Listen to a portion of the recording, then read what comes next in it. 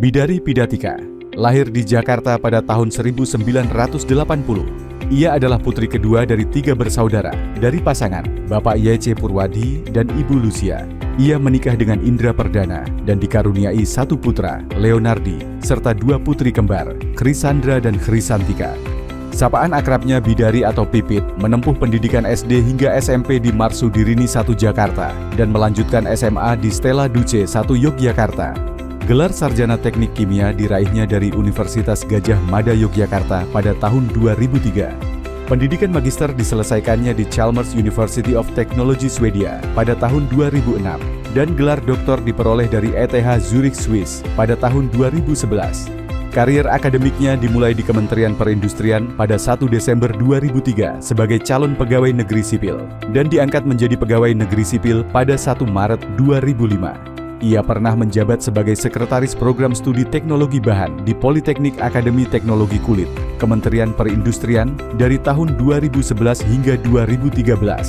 Pada tahun 2016, ia menapaki karir sebagai peneliti muda, dan 8 tahun kemudian, pada tahun 2024, ia mencapai puncak karirnya sebagai peneliti ahli utama. Setelah dilantik oleh Kepala BRIN, ia menekuni bidang teknik kimia, khususnya material polimer dan modifikasi permukaan material sejak tahun 2005. Sebelum bergabung dengan Politeknik Teknologi Nuklir Indonesia, ia merupakan periset berkinerja tinggi di Pusat Riset Teknologi Polimer. Penelitiannya berfokus pada sintesis dan modifikasi biomaterial berbasis lapisan tipis polimer menggunakan berbagai strategi molekuler, termasuk teknologi plasma, untuk menghasilkan permukaan cerdas, selektif, dan stabil yang bermanfaat dalam pencegahan infeksi serta regenerasi jaringan biologis. Ia telah menghasilkan lebih dari 43 karya ilmiah dan 4 paten terdaftar dengan rekam jejak publikasi yang mencatat H-Index Scopus 10 dan Google Scholar 12.